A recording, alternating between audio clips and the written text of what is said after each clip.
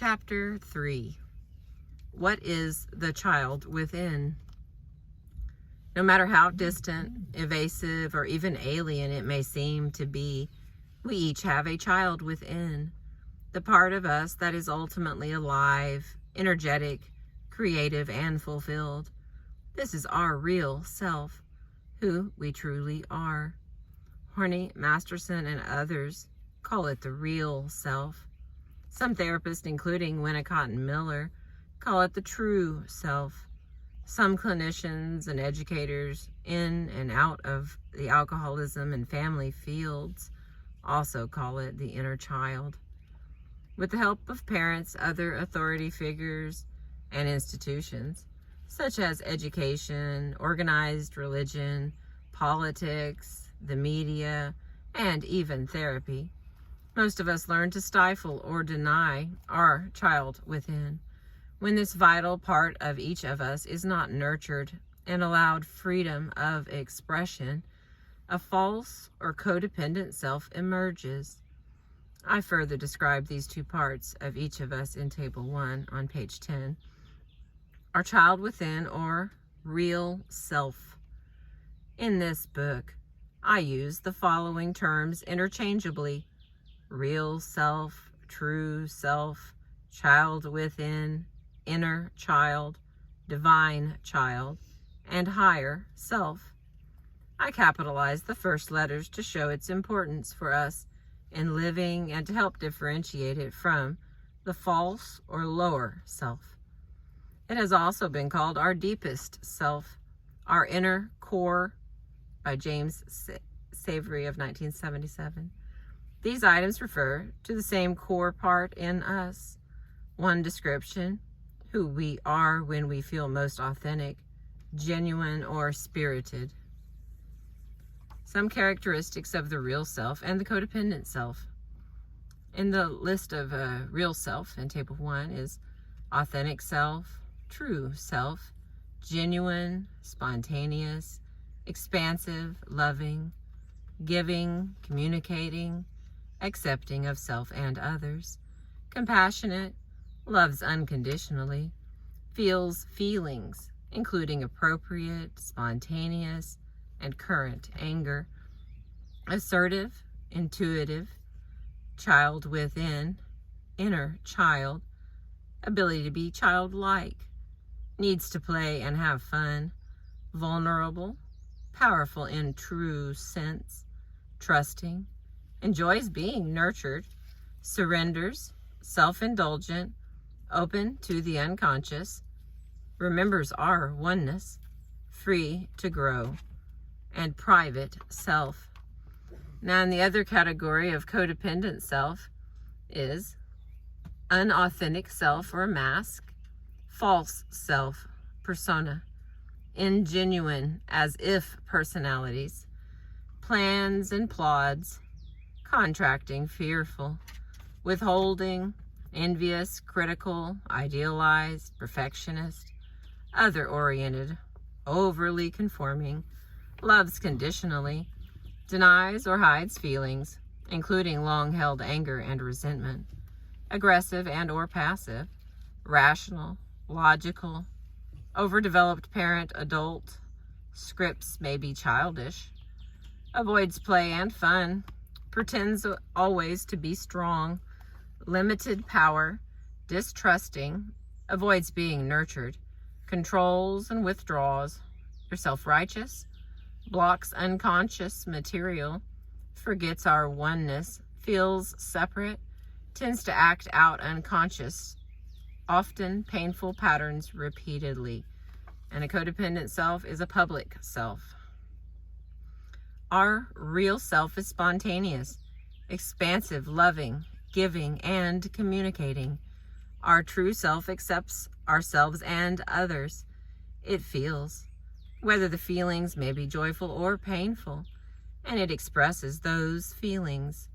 Our real self accepts our feelings without judgment and fear, and allows them to exist as a valid way of assessing and appreciating life's events. Our child within is expressive, assertive, and creative. It can be childlike in the highest, most mature, and evolved sense of the word. It needs to play and to have fun, and yet it is vulnerable, perhaps because it is so open and trusting. It surrenders to itself, to others, and ultimately to the universe, and yet it is powerful in the true sense of power. It is healthy, self-indulgent, taking pleasure in receiving and in being nurtured. It is also open to that vast and mysterious part of us that we call our unconscious. It pays attention to the messages that we receive daily from the unconscious, such as dreams, struggles, and illness. By being real, it is free to grow. And while our codependent self forgets, our real self remembers our oneness with others and with the universe. Yet for most of us, our real self is also our private self. Who knows why we choose not to share? Perhaps it is a fear of being hurt or being rejected. Some have estimated that we show our true self to others, on average, for only about 15 minutes each day. For whatever reasons, we tend to keep that part of us private. When we come from, or when we are, our true self, we feel alive. We may feel pain in the form of hurt, sadness, guilt, or anger, but we nonetheless feel alive. Or we may feel joy in the form of contentment, happiness, inspiration, or even ecstasy. Overall, we tend to feel current, complete, finished, appropriate, real, whole, and sane. We feel alive. Our child within flows naturally from the time we are born to the time that we die, and during all of our times and transitions in between. We don't have to do anything to be our true self. It just is. If we simply let it be, it will express itself with no particular effort on our part. Indeed, any effort is usually in denying our awareness and expression of it. Our false or codependent self. By contrast, another part of us generally feels uncomfortable, strained, or unauthentic. I use the following terms interchangeably: false self, codependent self, unauthentic or public self. Our false self is a cover-up. It is inhibited, contracting, and fearful. It is our egocentric ego and superego, forever planning and plotting, continually selfish and withholding.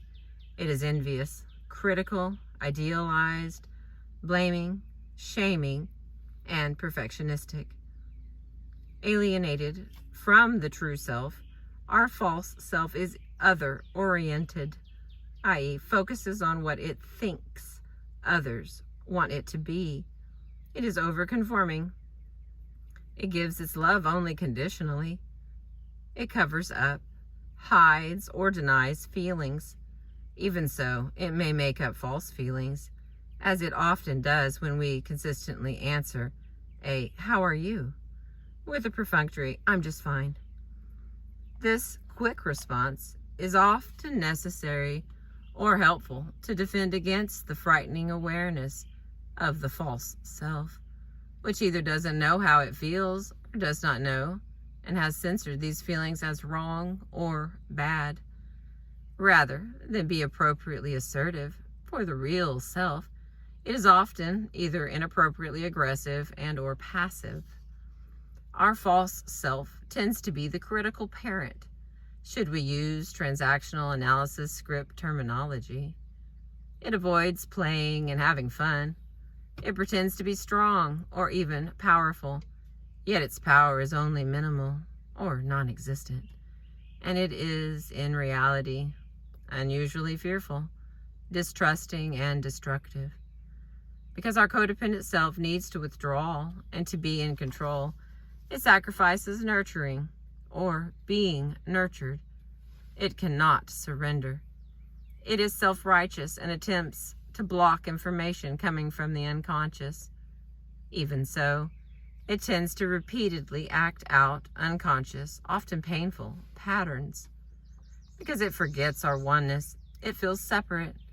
It is our public self who we think others, and eventually even we think we should be.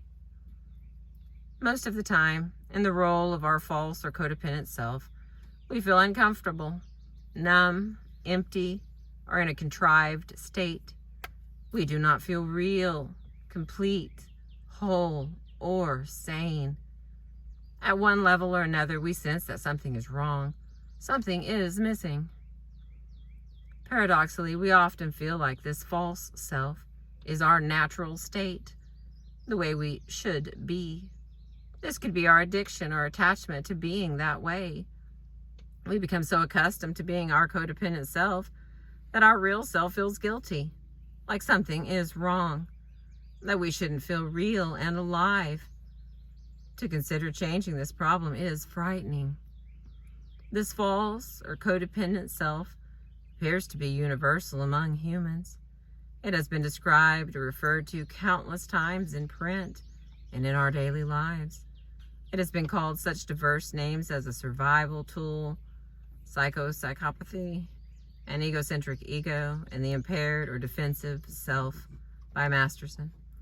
It can be destructive to self, others, and intimate relationships. However, it is a double-edged sword. It has some uses, but just how useful is it, and under what circumstances? The following will be the poem by Charles C. Finn. It describes many of our struggles with our false self. That will be in the next video, and it's called Please Hear What I Am Not Saying. Thank you for listening. I appreciate you.